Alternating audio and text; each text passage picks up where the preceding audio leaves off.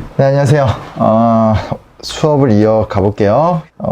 생각해보니까 자본주의 이야기를 좀 더 했어야 되는데, 자본주의 이야기를, 그때 다 끝냈다고 생각하라고, 그냥 해서, 오늘은 좀 자본주의 이야기 좀 하고, 그 다음 진도를 좀 나가보도록 할게요. 자, 지난번에 제가 얘기했었던 건, 자본주의를 어떻게 바라볼 것인가에 대해서 자본주의가 워낙 큰 규모이기 때문에 그거 전체를 다 해석하고 이해할 수는 없다. 하지만 학문적 관점에서 조금 더 깊이 있게 바라보는 관점에 대해서 몇 가지를 얘기했었어요. 그 중에 하나가 이제 막스 베버의 프로테스탄트 윤리와 자본주의 정신이란 이야기를 하나 했었죠. 그렇죠? 그거 하나 좀 기억을 해 두시면 좋을 것 같고요. 오늘은 이제 칼 폴라니의 거대한 전환이라는 유명한 책이죠. 칼 폴라니는 최근에 들어와서 특히 어떤 뭐라고 할 수 있을까요? 좌파 경제학자들의 어떤 그런, 에서 굉장히 각광받는, 근데 실제로 이 당시에는, 칼 폴라니는 그렇게 주목받던 경제학자는 아니고요. 특히 이제 지금 좌파 경제학자란 말을 쓰니까 웃긴 거지만, 사실 이제 그 당시 좌파라는 건 이제 레닌주 빼고, 마르크스주의적인 경제 학파이기 때문에 뭐 그렇게 얘기할 수는 없는데, 여튼 최근에 칼 폴라니가 주목을 받아요. 최근에 칼 폴라니가 주목을 받는 핵심적인 이유는 이 자본주의가 갖고 있는 폐해가 너무 극단화가 됐다라는 거죠. 그러니까 과거에는 그냥 뭐라고 할 수 있을까요? 냉전의 시대 속에서 공산 진영이 있고 사회주의 진영이 있고 자본주의 진영, 민주주의 진영이 있으니까 이 두 체제가 경쟁을 했다는 거죠. 1989년에 베를린 장벽이 무너지게 되고 이 소련이 무너지게 되면서 실질적으로 전 세계는 현재 하나의 자본주의 세계가 된 거죠. 근데 하나의 자본주의 세계가 돼서 지금 행복하냐? 로 따졌을 때 그렇지 않다라는 거죠. 그래서 지금의 기준으로 봤었을 때 어떤 여러 가지 어떤 세계 경제 위기라든지 또 자본주의의 극단화된 폐해라든지 특히 최근에 얘기 많이 하고 있는 신자유주의적인 문제라든지 이런 것들이 굉장히 심각해지면서 그럼 이런 것들을 어떻게 바라봐야 되냐?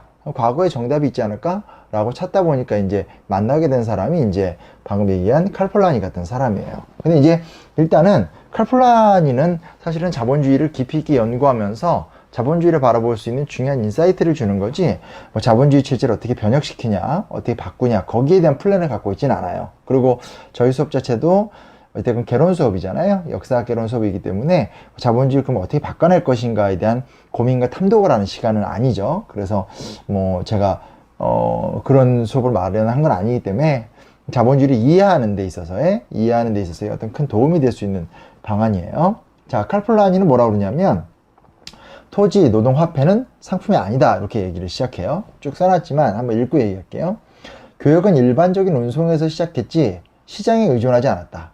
분업은 지리학, 생물학을 비롯한 비경제적 요인으로 형성되었다. 마을 장터는 더 큰 규모의 시장으로 성장하지 않는다. 뭘 얘기하는 거냐면 자본주의적인 당연함을 포기하라. 자본주의적인 우리가 경제학 원론 시간에 배우는 마치 시간이 지나면 자연스럽게 시장이 만들어지고 시간이 지나면 자연스럽게 교역체계나 분업체계가 만들어지는 어떤 그런 구성적인 요소 자체에 대해서 좀 그런 생각을 좀 이제 버려라. 이런 얘기를 사실 칼 폴라니가 하고 있는 거예요. 그래서 방금 말씀드렸듯이 애초에 교육이라는 건 규모가 작았다라는 거예요. 교육의 규모는 크지 않았고 있더라도 사치품을 운송하는 수단 정도였던 거지 마치 교육과 무역이 처음부터 있었던 것들처럼 그리고 마치 있어야만 되는 것처럼 꼭 필요한 것처럼 그렇게 가는 거 틀렸다라는 거죠. 그러니까 아까 지난번에 제가 수업 때 자세하게 말씀을 드렸었지만 그러니까 뭐죠?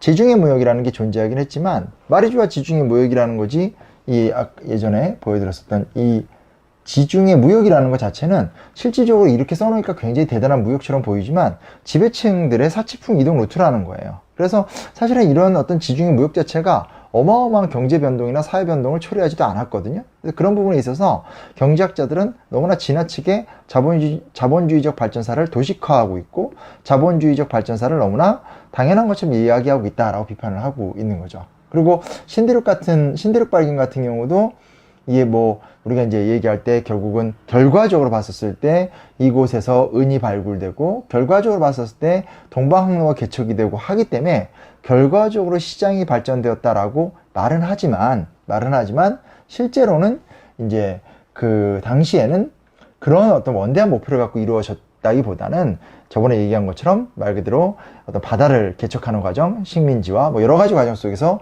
우연의 산물로서 이제 무역이 만들어졌다라는 거죠. 그래서 기본적으로 이 폴라니의 주장에서 볼 수 있는 것은 도식화된, 마치 단계론적으로 원리적으로 처음부터 자본주의는 인류 역사의 어떤 출발점부터 기능에서 완성점으로 왔다라고 하는 운명론적 해설을 거절한다는 거예요. 분업도 마찬가지인 거죠. 이게 애덤 스미스가 했던 유명한 말이잖아요. 그냥 혼자 바늘을 혼자 수공으로 만들면 한 사람이 22개를 하루 종일 만들 수 있다. 그런데 철 자르는 사람, 구멍 뚫는 사람, 뭐 앞에 날 가는 사람, 이런 식으로 나눠서 만들면 하루에 3,300개를 만들 수 있다. 그러니까 분업이 혼자 독립수공업을 하는 것보다 훨씬 더 효율적이다. 뭐 이런 주장이잖아요. 그래서 이 분업이라는 것이 자본주의를 번성시키는데 굉장히 큰 요소이다. 뭐 그건 결과적으로 그렇다라는 거예요. 그러나 실질적으로는 이 분업 자체는 애초에 분업은 그런 식의 시장 목적주의라기보다는 지리학, 생물학, 그러니까 말 그대로 뭐 이런 거죠. 어떤 지역에는 특정한 기술이 존재하지 않는다라든지, 어떤 지역에서는 특수한 물품이 존재해서 그걸 사와야 된다라든지, 이런 어떤 상황성. 그러니까 요즘 옛날 조선시대로 말하면 여성들 중에서 일부가 길쌈을 할 줄 알고 그 배틀을 짤 줄 알고, 그럼 그 여성들한테 가서 옷감을 얻어내야 되고, 이런 식으로 상황의 필요에 따라서 드문드문 존재했던 거고, 그런 것들이 경제적 목적으로 존재했다기보다는 이 비경제적 요인들 때문에 존재했다라고 지금 얘기를 하고 있는 거예요. 마을 장터가 더 큰 규모의 시장으로 성장하지 않았다. 예를 들면 우리나라 같은 경우는 그러니까 우리나라에서도 사실은 매일매일 열리는 장시가 만들어지게 된 건 조선 후기 18세기는 들어와야 되거든요. 5.1장 같은 얘기하지만 5.1장도 역시 18세기 후반이에요. 그러니까 인류사에서 시장이라는 것이 형성이 돼서 그 시장이 굉장히 큰 단위로 활발한 체계로 운영되는 것 자체가 별로 없다라는 거죠. 아주 예외적으로 중국의 장안성 같은 수도, 송나라 때 어떤 경제 번영 같은 것들은 존재할지 모르겠지만 그것이 꼭 자본주의 경제로 이행되지도 않았다라는 거죠. 그리고 제가 슬쩍 넘어갔지만 바로 이거죠. 정화의 원정, 명나라 때 진행됐었던 이 어마어마한 어떤 해양 탐사에도 불구하고 명나라나 중국은 기본적으로 내향적 경제체제, 농업적 경제체제를 그대로 유지했다라는 거예요. 그럼 이런 얘기를 듣다 보면 이런 생각을 할 수 있어요. 그래요. 뭐 알겠는데, 근데 이제 근데 결과적으로는 다 모든 것들이 자본주의화 되지 않았습니까? 지금 이 얘기를 하는 거잖아요. 칼 폴라니가 깨고 싶은 얘기는 뭐냐면, 결과적으로 자본주의화가 안 됐다라는 걸 얘기하는 게 아니에요. 그걸 얘기하는 것이 아니라 결과적으로 자본주의화가 됐다라는 것 자체를 부정할 수는 없는데, 그것이 마치 운명론적이고 자연 발생적이고 진화의 원리처럼 도달하는 어떤 그런 경제학자들의 설명. 그래서 마치 자본주의는 인류사의 필연적인 거고 자본주의만이 올바른 것이고 자본주의를 거슬러선 사람은 살 수 없다라고 하는 어떤 그런 믿음 자체가 믿음에 불과한 것, 어떤 종교적 도그마와 유사한 거지, 그것이 진짜로 이루어진 건 아니라는 거죠. 자본주의가 오늘날과 같은 전지구화가 되는 과정에서는 특정한 인간들의 특정한 이윤 추구 행위라든지 특정한 상황에서의 특정한 창조적 파괴라든지, 슌페터가 주장한 얘기인 거죠. 어떤 그런 어떤 상황과 국면을 돌파해내는 인간의 의지나 욕망이나 약탈 심리나 이런 것들의 우연의 조합이나 의지적 조합 같은 것들이 막 이루어져서 만들어진 거지, 애초에 인간이 창조될 때부터 혹은 진화될 때부터 너희들은 시작은 석기시대, 그 다음은 농경제시대, 그 다음은 산업혁명, 이렇게 가지는 않는다라는 것을 지금 논증하고 싶은 거예요. 그리고 그 논증을 왜 하냐, 이 논증을 뒤집어서 이야기하게 되면 바로 그런 거죠. 뭐가 그런 거냐면, 앞으로도 자본주의는 충분히 개조될 수 있다는 것이고, 자본주의의 인정 요소들을 교정해 가거나 아니면 해체해 나가면서 더 나은 경제 생태계로 나아갈 수 있다. 지금 그런 어떤 당위성을 주장하기 위해서 이 이야기를 하고 있다라는 거예요. 그런 측면을 좀 봤으면 좋겠다라는 거고요. 그래서 우리가 경제학 원론 시간에 배우는 그 기본적 원칙 자체는 틀렸다라는 얘기를 하고 싶다라는 거고, 그 다음에 이제 자본주의 사회는 평화를 요구한다라는 말이 나오는데, 권력과 이윤의 영속적 유지를 위하여 이미 무역은 국제통화체제에 편입되어 운영되고 있다. 자, 이게 뭘 얘기하는 거냐면 이거예요. 말 그대로 자본주의 사회는 평화를 요구해요. 사실 지금 최근에 저는 개인적으로 걱정이 좀 시작이 됐는데, 이대로 가다가 내년이나 후년 정도에 굉장히 심각한 또 하나의 경제 위기가 전지구적으로 몰아닥치지 않을까. 사실 그런 생각이 들어요. 왜 그런 생각이 드냐면, 실질적으로 세계 경제를 주도하는 나라는 미국이고, 그 얘기는 나중에 우리가 좀 자세하게 할 거예요. 미국이고, 미국이라는 나라가 이미 1970년대 이후부터 세계 경제 전체에서의 주도권을 잃고 또 달러 같은 것들을 사실은 무분별하게 찍어내고 이런 시간이 오래됐거든요. 그리고 그래서 결정적으로 2008년에 실질적으로 경제 위기가 도래했었을 때, 미국발 경제 위기가 도래했을 때 달러를 무작정 찍어내는 걸로 그 상황을 강제로 무마하면서 덮어졌거든요. 근데 이제 기축통화, 그러니까 세계 경제를 운용하는 화폐의 개수를 많이 늘려버리면 전지구적인 인플레이션은 불가피하거든요. 그래서 요즘에 며칠 전 뉴스를 보니까 미국이 부도가 날 수 있다, 지금 이런 얘기도 하고 있고, 또 반대편에서는 무슨 일이 벌어지냐면 신냉전 구도라고 해서 중국과 미국이 지금 오랫동안 대립하고 있어요. 많은 사람들이 대립할 이유도 없고 대립할 필요도 없다라는 얘기를 했음에도 불구하고 어떤 그 정치의 속성, 권력의 속성상 인위적으로 대립의 정도를 만들었죠. 그래서 쿼드 같은 호주나 영국이나 인도 같은 나라들을 포함해서 중국을 견제하기 위한 안보 시스템을 미국이 구축한다라든지, 그에 대응해서 중국이 호주산 석탄이라든지 원자재나 여러 가지 것들의 수입을 금지한다라든지 이런 현상들이 이루어지다가 최근에 뉴스 보셔서 아시겠지만 중국에서 전기 부족 사태의 경험 같은 것들을 겪고 있잖아요. 근데 이런 것들이 계속 이어지다 보면 결국 국제경제 위기로 팍 분출이 되면서 그 국제경제 위기 자체 우리나라를 공격해 올 수밖에 없어요. 근데 문제 뭐냐? 현재 우리나라가 가계 대출 문제가 굉장히 심각한 상황이거든요. 이런 것들인데, 그러다 보니까 이제 좀 굉장히 위기 의식이 들고, 아직까지는 그런 전면적 위기에 대해서 고민하거나 하는 사람들 별로 없는 것 같은데, 사실 그런 위기의식이 많이 들어요. 어떻게 대응할 것인가에 대한 고민들도 좀 필요한 상황인 거고. 근데 이제 오늘 우리 수업 주제의 얘기로 돌아온다면, 자본주의 사회는 평화를 요구한다. 자, 무슨 얘기냐면, 전쟁이 진행이 된다? 그러면 평화라는 건 유지가 될 수 없는데, 평화만 유지가 안 되는 것이 아니라 전쟁이 극단화가 되면 당연히 인구가 줄게 되고 소비시장이 파괴가 되고, 그러다 보니까 시장 경제가 제대로 돌아가지 않게 되는 거죠. 그래서 자본주의는 평화를 요구한다는 말은 뭐냐면, 기본적으로 언제나 사람이 본능적으로 안정과 평화를 바라는 속성이 있지만, 이 자본주의 원리 자체도 시장 안정성을 위해서 국제적인 또 국가적인 평화를 계속 요구해요. 그 속성이 있다라는 거예요. 다만 여기서 중요한 건 뭐냐면, 여기서 중요한 평화라는 것은 우리의 어떤 인류가 정말 모든 사람들이 평등하게 살고 모든 사람들이 행복하고 아름답게 살고 이런 평화를 이야기하는 것이 아니라 시장 경제가 잘 돌아가는 수준에서의 평화를 요구한다라는 거예요.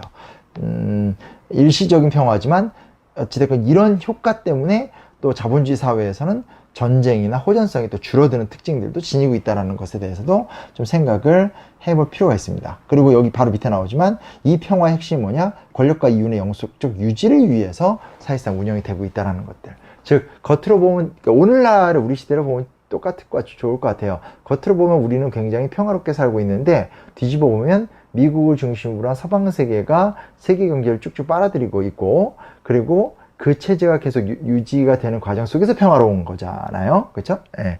그래서 이런 측면들, 이걸 뒤집어서 얘기하면, 그러면 이슬람이나 중동 사람들, 아프리카 사람들, 혹은 이런 사람들 입장에서 지금 이 세계는 평화로운 세계인가, 혹은 이 세계의 평화라는 것은 얼마큼 가혹한가. 조금 더 옛날 이야기로 들어가 버리면, 일제강점기 때 사실상 그 시대 제국주의 시대잖아요. 그 제국주의 시대 때 영국, 프랑스, 미국, 일본 이런 나라들은 행복했잖아요. 근데 그에 비해서 우리는 괴로웠단 말이에요. 그런 것들이 갖고 있는 의미는 무엇일까? 이런 어떤 또 본원적인 질문을 갈 수 있어요. 그래서 이 칼 폴라니의 거대한 전환이라는 책은 뭐라고 할 수 있을까요? 지난번에 얘기했었던 이 막스 베버의 프로테스탄트 윤리의 자본주의 정신, 즉 역사와 사회 변혁의 요소에는 문화적인 요소가 있다라는 굉장히 중요한 성찰. 이것은 이제 역사를 바라보는 시각을 넓혀준다라는 특징을 갖고 있는 거잖아요. 근데 반대편에서 어떤 모습을 갖고 있는 거냐면, 칼 폴라니가 지금 얘기하고 싶은 것은, 사실 이 사람은 19세기 때 사상가고 그 당시 유럽을 분석을 하면서 얘기를 했던 건데, 오늘 우리 입장에서 이제 볼 수 있는 특징은 뭐냐면, 이 칼 폴라니적 세계관을 봤었을 때 지금 세계는 과연 어떻게 운영되는가. 나중에 제가 이 얘기는 하긴 하겠지만, 지금 이 세계가 갖고 있는 이 평화라는 것은 정말 그냥 인류가 더 나아지는 평화인가, 아니면 권력과 이윤과 국가 체계 내에서의 상위 제국주의 국가의 영속적 이윤축을 위한 평화인가. 그리고 자본주의라는 것은 결국 어떻게 사회에서 기능하고 있는가. 이 자본주의가 갖고 있는 맹목적 힘의 요소를 어떻게 하면 제어할 수 있는가, 이런 부분에 대해서 되게 다양한 생각들을 할 수 있게 해주는 게 이제 칼 폴라니의 거대한 전환의 한 요소라는 거예요. 그래서 저희는 시간 관계상 이 정도 이상으로 이 사람에 대한 사상에 대해서 얘기를 하지 못하지만 이런 게 있다라는 거 정도는 우리가 좀 기억하고, 나중에 여러분 모르겠습니다. 지금 그러니까 사실 이렇게 막 땡기면 부딪혀서 읽으면 그만이에요. 근데 뭐 어찌됐건 간에 의지가 있다라면 칼 폴라니가 쓴 거대한 전환은 저기 어딘가 길이라는 출판사일 거야. 아마 그 출판사에서 번역이 잘 돼 있어요. 꽤 두꺼운 책이고, 아니면 책세상이라는 출판사에서 얇게 나온 칼 폴라니 책도 있고, 칼 폴라니 해설서들은 꽤 있거든요. 홍기빈 선생이나 우리나라 또 칼 폴라니 연구소 같은 것들이 좀 있어가지고 이 책들을 좀 한번 좀 잘 탐독해 보는 것도 우리가 우리의 시대와 사회를 이해하는 데 있어서 굉장히 큰 도움이 될 수 있다라는 거 한번 좀 바라봐 주면 좋을 것 같아요. 자, 그 다음 또 뭐가 있냐면, 이게 이제 자본주의를 바라보는 사상의 세 번째 이야기인데, 이 사람이 이미 죽었습니다. 이 사람은 이제 리콴유, 옛날에 우리나라에서는 이광요라고 불렀었는데, 리콴유라고 해서 이 사람은 그 싱가포르 총리였죠. 현재 이 사람 아들이 싱가포르 총리를 하고 있어요. 근데 이 사람이 80년대 90년대 뭘 주장하냐면 아시아적 가치라는 개념을 내세워요. 그러니까 이거잖아요. 막스 베버가 왜 하필 영국과 미국 같은 데서 자본주의가 발전했냐. 영국과 미국에서 자본주의가 발전한 이유는, 프로테스탄트 윤리 때문이다. 자본주의 정신이 프로테스탄트 윤리에 영향을 받았기 때문이다. 지금 그 얘기를 했잖아요. 그걸 똑같이 이용한 거예요. 왜 유독 1980년대 이후에 세계 여러 많은 나라들 중에서 유독 몇몇 나라만 경제 부흥에 성공했냐. 그 경제 부흥에 성공한 나라가 예를 들면 싱가포르, 홍콩, 타이완, 우리나라. 그리고 그 이후에 이제 따지면 중국이 있는 거고, 그 전으로 따지게 되면 일본이 있는 거거든요. 그러면 이 자본주의 발전사에 굉장히 뒤늦었던 나라가 아시아인데, 이 아시아가 이렇게 단기적으로 자본주의에서 성장할 수 있었던 그 힘의 배경은 무엇이냐라고 이야기할 적에 리콴유가 말하고 싶었던 게 뭐냐? 유럽인들한테는 프로테스탄트 윤리가 있다라면 아시아인들은 그에 대별되는 아시아적 가치라는 것을 지향하고 있다는 것을 얘기하고 싶은 거예요. 그러면 그 아시아적 가치가 뭐냐? 이 아시아적 가치가 있었기 때문에 이 힘으로 지금 우리가 일어섰다는 건데, 그 아시아적 가치라는 것이 쉽게 말하면 유교 문화예요. 유교 문화란 말이 좀 부담되면 유교 불교 문화 이렇게 봐도 돼요. 근데 정확히 얘기하면 유교 문화예요. 유교 문화의 특징이 뭐냐? 첫째, 권위를 중요시 여겨요. 가부장제죠. 옛날로 말하면 왕이 있고, 그리고 국가의 지도자가 있고, 마을의 지도자가 있고, 집안의 지도자인 아버지가 있고, 그리고 아버지를 중심으로 해서 집안이 위계적으로 운영이 되고, 마을 지도자를 중심으로 해서 마을 공동체가 운영되고, 또 국가 지도자에 의해서 국가가 운영이 되고, 이런 식이라는 거죠. 그래서 이 아시아는 유럽의 민주주의와는 다르게 권위주의가 되게 강하고, 그 권위적 위계 질서의 힘이 특정한 지역보다 강하기 때문에 훨씬 더 효율적으로 문제를 대처할 수 있다는 거죠. 우리 식으로 얘기하면 박정희 대통령이 가자 산업화 이러면 막 전 국민이 열심히 일해서 산업화를 이뤄낸다라든지, 그걸 얘기하는 거고, 또 하나는 가족이에요. 이 아시아인들 중에서 특히 유교 문화권 사람들은 가족을 굉장히 중요시 여겨요. 내 가족을 위해서라면 나는 뭐든지 할 수 있다. 바로 이 세계관이 이제 굉장히 큰 힘을 발휘한다라는 거죠. 힘을 발휘한다라는 거예요. 그래서 이 가족을 강조한다라는 특징을 갖고 있어요. 가족을 강조한다는 특징.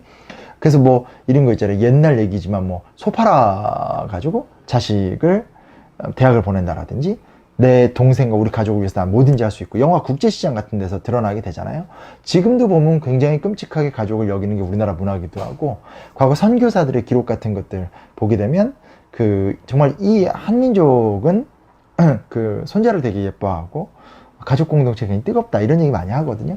공동체를 중요시 여기고, 또 교육을 굉장히 중요시 여기고, 과거제도의 영향인 거죠. 공부를 열심히 해서 탁월한 지성으로 국가의 지도자가 된다라는 문화가 너무나 확고하게 뿌리를 잡고 있다. 이런 얘기들도 함께 해볼 수가 있게 되는 거겠죠. 그래서 이 실제로 리콴유가 이야기하고 있는 것은 아시아적 가치, 이것이 아시아를 다른 여타의 나라들에 비해서 빠르게 경제 성장을 하고 지금 다시 유럽에 대별될 수 있는 강력한 나라로 성장할 수 있는 힘이 됐다. 봐라. 동남아시아, 아프리카, 라틴 아메리카 이런 나라들 보면 아시아적 가치, 유교 문화가 없기 때문에 지금도 여전히 헤매고 있지 않은가, 지금 그 얘기를 하고 있다라고 볼 수가 있는 거죠. 근데 이제 아시아적 가치가 얘기가 나왔었을 때 굉장히 큰 호응을 받기도 했는데 굉장히 큰 비판을 받았어요. 근데 이 비판을 받았었을 때 이 아시아적 가치를 비판했던 사람이 누구냐면, 가장 유명한 사람은 우리나라에서 대통령을 역임하셨던 고 김대중 대통령이에요. 김대중 대통령은 이걸 어떻게 해석했냐면, 이거는 마치 아시아에 만연된 독재 체제를 합리화시키는 주장이라고 봤던 거예요. 실제로 리칸유 자신은 박정희 대통령이 20년 했잖아요. 리칸유는 40몇 년을 했어요. 지금은 리칸유 아들이 그 나라를 통치해요. 굉장히 부유한 나라지만 굉장히 권위적인 나라인 거죠.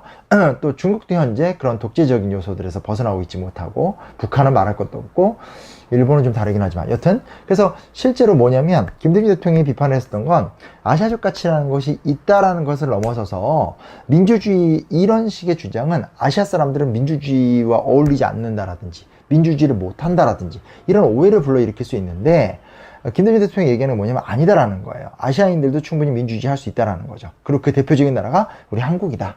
그 당시만 해도 한국이 이제 민주주의가 성숙된 상황은 아니었었는데 그런 식의 얘기를 했었죠. 근데 이게 워낙 국가 정상들의 주장이기 때문에 이 국가 정상들 간에 그렇게 세게 계속 논쟁을 이어가지 못했어요. 근데 이 아시아적 가치라는 것은 여튼 이 당시에 나왔었을 때 굉장히 긍정적 의미로 쓰이다가, 그 외환위기 시점에 우리나라만이 아니라 아시아의 많은 나라들이 경제적으로 휘청휘청 많이 됐었거든요. 그때는 또 아시아적 가치를 유럽이나 미국 학자들이 굉장히 비판적이고 부정적으로 이야기를 했었어요. 너네들 봐라, 너무 권위적이다, 너네 진짜 너무 폐쇄적이다, 그리고 이제 너무나 지나친 교육열이 높으면서 사회적 문제를 일으키고 있다, 뭐 이런 식의 이제 이 아시아적 가치가 있는데 아시아적 가치가 굉장히 부정적이기 때문에 아시아 자본주의가 유럽의 자본주의를 못 따라온다, 이렇게 또 주장했던 적들도 있어요. 근데 여튼 여러 비판들이 있긴 하지만 지금 제가 말씀드렸듯이 아시아적 가치 자체가 존재한다라는 것 자체를 부정할 수는 없는 것 같고, 아시아적 가치라는 것이 이 자본주의 안에서 단기적인 성장을 이뤄내는 데 있어서 굉장히 큰 촉매제로 활용이 되지 않았나에 대해서는 부정하기는 어려울 것 같아요. 그건 맞는 것 같아요. 다만 이제 그럼 구체적으로 무엇이 어떻게 추동됐고 만들어졌는가에 대해서 우리가 좀 더 따져볼 필요는 있습니다. 자, 그렇게 보시면 될 것 같고, 자, 여기까지 이제 세 가지 사상을 얘기해 드렸어요. 좀 중요한 거니까 잘 좀 기억해 두시고요. 자, 그 다음 볼게요. 기술주의라는 말을 이제 하게 되는데, 제가 처음에 우리 자본주의 얘기할 때 처음에 이야기를 했었죠. 그렇죠? 기억나죠? 집합생산이라는 말을 했어요. 집합생산이라는 말을 하면서 이 어떤 그 포드의 자동차 작업장에서 벌어졌었던 고도의 과정들에 대해서 얘기를 했는데, 지금 전체적으로 훑어보게 되면 자본주의를 이야기할 적에 어떤 지역적인 변화, 그리고 교육과 무역의 발달, 그로 인해서 인플레이션과 가격의 변화, 산업혁명, 그리고 그 안에서 벌어졌던 문화적 요소, 그리고 어떤 아시아적 가치, 이런 얘기들을 했다라면, 또 하나 우리가 놓치면 안 되는 게 기술성이죠. 기술성. 이게 눈에 얘기하는 거지만 역사를 전공하는 사람들은 대부분 다 이제 문과생들이기 때문에 기술의 가치에 대해서 놓치는 경향이 되게 많아요. 근데 지금부터 제가 얘기할 것은 여기서 어떤 기술이 어떤 효과를 냈느냐에 대한 이야기보다도 이 기술주의, 기술 만능주의, 기술이 이루어내는 힘의 가치에 대한 어떤 믿음, 신념, 이런 게 좀 중요하다 볼 수 있는데, 자, 요 글은 알프리드 W. 크로스비가 썼던 수량화 혁명이라는 책에 나오는 문구를 제가 이용해 봤어요. 수학과 계측을 연결시켰고 이를 통해 감각적으로 인지 가능한 실제를 이해하려고 했다. 이들은 실제가 시간적으로나 공간적으로나 균질적이며 따라서 수학과 계측이 집중 대상이 될 수 있다고 생각했다. 옆에 보면 시계가 나오고 있죠. 자, 이 뭘 얘기하는 거냐면, 계측이라는 게 존재했고 수학이라는 게 존재했다라는 거예요.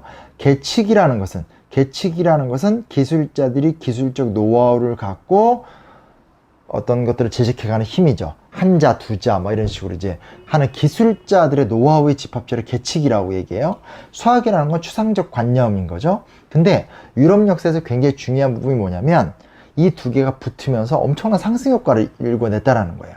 다른 문명권에 없었다고 얘기할 수는 없겠지만 그 역량과 힘의 수준이 굉장히 높아지면서 엄청난 질적인 변화가 이루어진 거죠. 다른 문명권에서는 여전히 이 추상적인 학문의 발전과 현실적인 기술의 발전의 격차가 컸고 양자가 그렇게까지 긴밀하게 이어지지 못했다라면, 그에 비해서 이 소위 말하는 유럽에서는 과학혁명기를 거치면서 또 공학이라는 것, 수학에서 더 나아가서 공학이라는 것이 발전하게 되면서 이것이 굉장히 심각한 거대한 상승 효과를 지금 냈다라고 얘기를 하게 되는 거예요. 근데 가장 좀 쉬운 얘기로 들어가 버리게 되면 스콜라 철학자들, 스콜라 철학자들은 중세 말기 학자들이죠.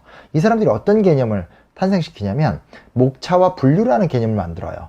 그러니까 교회 다니는 친구들 있죠? 성경책 갖고 있을 거예요. 성경책 보시면 창세기 몇 장 몇 절 이렇게 돼 있어요. 교회를 꼭 다니지 않더라도 우리가 이렇게 영화나 이런 데 보면 예레미야서 3장 17절 뭐 이렇게 나와 있어요. 원래 성경책에 장과 절이 있냐? 그렇지 않았었어요. 장과 절은 바로 스콜라 철학자들이 붙인 거예요. 무슨 얘기냐? 성경이라는 큰 문서를 이해하는 데 있어서 이 성경을 1장, 2장, 3장 먼저 장을 붙였죠. 그 다음은 1장 1절, 2장 2절, 1장 3절. 그 다음부터는 엄청난 결과적 변화가 일으켜요. 뭐가 일으키냐? 그냥 그 전까지 예레미야서 읽어봤어? 라고 됐다면 예레미야서 8장 15절을 같이 봅시다. 이런 식으로 이야기가 가게 된다라는 거죠.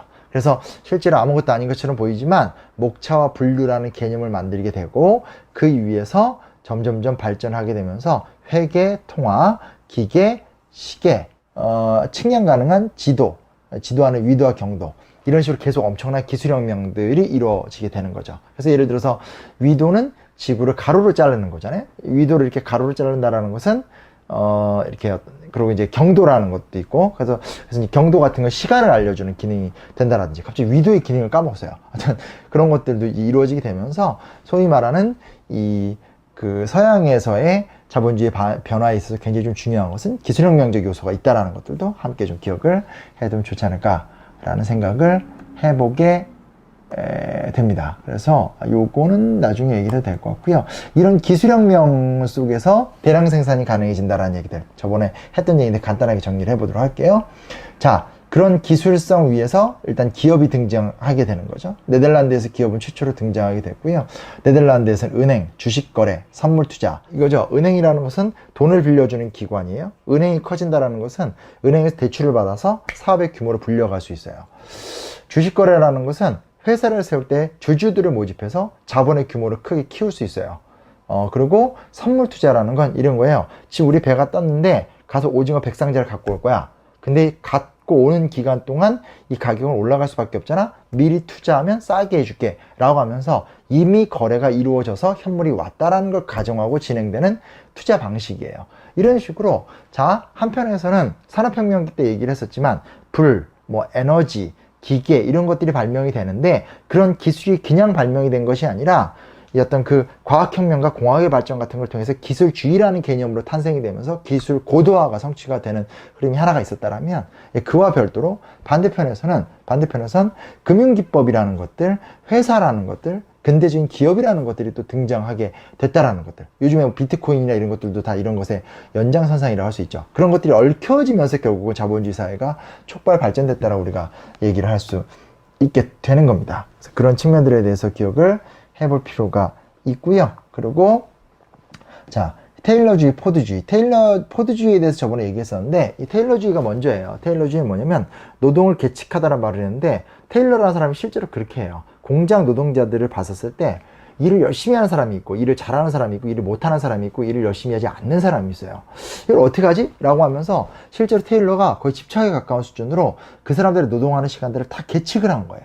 그래서 가장 생산성이 높은 사람과 가장 생산성이 떨어지는 사람과 그 안에서의 평균점 같은 것들을 합을 구한 거예요. 그래서 평균점보다 잘하면 인센티브를 줬고, 평균점보다 못하면 이제 이렇게 뭔가 벌칙을 줬겠죠? 지금 무슨 얘기냐? 노동을 계측하게 된 거예요. 근데 이런 얘기하면, 저 독한 기업가 저 사람 조진다. 사실 테일러는 그런 목적으로 얘기한 게 아니에요. 이 사람 되게 독실한 청교도인데, 노동의 대가를 정상적으로 지급하고 싶었던 거죠. 열심히 일하는 사람들한테. 또 노동의 근면성이 떨어지는 사람들을 훈계하고 싶었고, 근데 나중에 결과적으로 봤었을 때 이거는 뭐냐? 노동을 계측화시키고 인간의 노동 환경을 정밀하게 분석해서 말 그대로 어떤 그 노동이라는 것 자체가 갖고 있는 힘에 대해서 이렇게 기업이 운영할 수 있는 어떤 기초가 마련이 된 거고, 그 기초 위에서 이 소위 말하는 포드주의가 등장하게 되면서 이동식, 조립 라인, 컨베이어 벨트, 그리고 미끄러미 이송 장치, 철도 등을 활용해서 집합 생산, 대량 생산 양식을 구축했다라는 것들. 그래서 제가 처음 와서는 포드주의를 얘기를 했었는데, 그 배경에는 테일러주의, 노동을 계측하는 방식들. 그래서 어떤 한 노동에 대한 평균적 노동, 그 이상에 대해서 성과를 내면 성과급, 그리고 그것을 못 내면 좀 뒤떨어질 수밖에 없는 구조들. 우리나라로 말하면 연봉제 같은 시스템들인 거죠. 그래서 이 테일러주의나 포드주의 같은 경우는 이후에 어떤 노동세계에 굉장히 큰 영향을 미치게 되고요. 오늘날 우리 사회에 있는 어떤 노동 과정들, 그리고 어떤 그런 연봉제 같은 것들에도 굉장히 좀 큰 영향을 주게 됩니다. 그러면서 이제 노동의 방식이 바뀌죠. 그 과거에는 그냥 농사져서 농사진 양에 대해서 일정 부분 생산물이 나오면 그걸 갖다 국가에 세금을 내는 방식이었다면 이제는 새로운 노동입니다. 노동의 주체는 기업이 주관을 하게 되고요. 기업에 고용된 노동자들에 의해서 성과들이 나타나게 되는 과정이 생기게 되는데, 실제로 그러다 보니까 이제 노동의 숙련도가 높아지게 되면서 고임금 노동자들도 등장하게 되고요. 기업 복지 같은 부분에 대해서도 고민을 많이 해요. 특히 미국 기업들이 이런 고민을 많이 했었습니다. 그래서 헨리 카이저가 대표적인 사람인데, 헨리 카이저는 정말로 이상사회를 만들고 싶었어요. 그래서 어떤 노동자들을 위한 주택도 다 주택 단지도 건설하고 월급도 많이 주고 했었죠. 문제는 뭐냐? 이게 되게 중요한 건데, 이 기업 복지가 한계를 드러냈던 건 뭐가 있었냐면, 이 시장 경제의 경기라는 게 있거든요. 그래서 아주 그 경기가 좋을 때는 기업 복지를 빵빵하게 해주지만, 이 기업이 힘들어지게 되면은 이 노동자들에 대한 기업가들의 자발적인 복지 자체가 무너질 수밖에 없거든요. 그리고 헨리 카이저 같은 경우는 훌륭한 기업가니까 그런 생각을 할 수 있겠지만, 가혹한 기업가들은 전혀 그렇지 않은 방식으로 노동세계를 운영했었기 때문에 기업가의 도덕적 양심만으로 뭔가를 맡길 수는 없다라는 것들에 대해서도 판명이 나긴 났죠. 여튼간에 중요한 사실은 뭐냐면, 이 자본주의가 발달하게 되면서 이제는 기업이 생산의 주체가 되고, 기업에 고용된 노동자라는 것이 노동의 일상이 되고, 그래서 좋은 기업가의 기업적 윤리와 도덕성이라는 것이 강조가 될 수밖에 없는 시스템들이 만들어지게 되죠. 이게 나중에 이제 사회복지로 가게 되는 건데, 또 하나는 뭐냐? 후발 국가들이 어떻게 하면 빠르게 따라갈 수 있느냐가 또 굉장히 큰 고민이 됩니다. 그래서 정부가 대대적으로 투자를 해서 인위적으로 산업의 성장을 도모하는 방식들도 이때 만들어지게 돼요. 대표적인 루즈벨트죠. 나중에 나오겠지만, 나중에 나오겠죠? 뉴딜 정책 같은 것들. 공공사업을 통해서 무너진 경제를 일으켜 세운다라든지, 군수산업을 발전시켜가지고 군수산업을 통해 돈을 번다라든지. 우리가 보통 얘기하면 자꾸 루스벨트 얘기하면 그 테네시주 개발 공사 사업을 통해서, 즉 광범위한 정부 투자와 정부가 주도한 경제 성장을 배경으로 해서 대공황을 극복했다, 이 이야기만 많이 하지만 실제로 미국이 어떻게 다시 일어섰느냐를 따져보게 되면 흥미로운 것은 이 전쟁기 때, 2차 세계대전 때 군수산업을 발전시키면서 미국의 경제가 부흥하거든요. 그래서 사실은 그 미국의 유명한 기업들이 대부분 다 2차 세계대전 때 군수산업으로 성공한 기업이고, 2차 세계대전이 끝나고 나니까 군수산업의 기술을 민간산업으로 전환을 해서, 쉽게 말하면 F-22를 만들던 비행기 회사가 이제 보잉 747을 만들고, 뭐 이렇게 보시면 좋을 것 같아요. 그러면서 또 성장했던 부분이 있기 때문에, 이 정부가 예산을 대규모로 투자해서 공공사업을 일으키고 군수사업을 일으키는 것도 새로운 산업 생산한 방식으로 이제 부각이 됐다는 것도 우리가 좀 주목해서 볼 수 있는 부분들이다라고 할 수 있겠고요. 그리고 이제 이런 것들이 이제 이 과정 속에서 뭐 대기업이나 재벌 같은 경우들이 만들어지게 되기도 하고, 기술 혁신을 통한 생산력 혁신이 일상화가 되기도 하고 그렇습니다. 그래서 이게 자본주의에 대한 담론이 굉장히 커졌어요. 그리고 지금은 이런 것들이 워낙 세분화가 됐기 때문에 경영학의 영역이 있고, 경제학의 영역이 있고, 그 안에 들어가면 산업 심리학의 영역도 있고, 사회복지의 문제가 있고, 노동운동의 영역도 있고, 여러 영역들이 존재하게 됩니다. 그래서 지금 와서 누구도 그냥 한 번에 되게 단순하게 자본주의 이렇다라고 말하기 되게 힘든 시간이 됐고, 그런 과정이 되긴 했었는데, 여튼 간에 지금 우리가 좀 자본주의를 바라보는 데 있어서 이런 좀 다양한 눈과 과정을 통해서 최대한 통합적으로 이해를 해보려고 하는 시간을 가질 필요는 있다는 것들에 대해서 한번 좀 살펴봤으면 좋겠어요. 대략 이해됐죠? 우리가 좀 이 뒷얘기들도 굉장히 좀 길게 해주고 싶은데, 시간 관계상 그것까지 다 못하게 되고요. 나중에 또 언제 기회가 되면 이 이야기를 또 자세하게 한번 해서 얘기를 좀 해보도록 하겠습니다. 자, 고생했고, 잠깐 쉬었다가 우리 그 다음 시간 이어서 얘기를 해보도록 할게요. 고생했어요.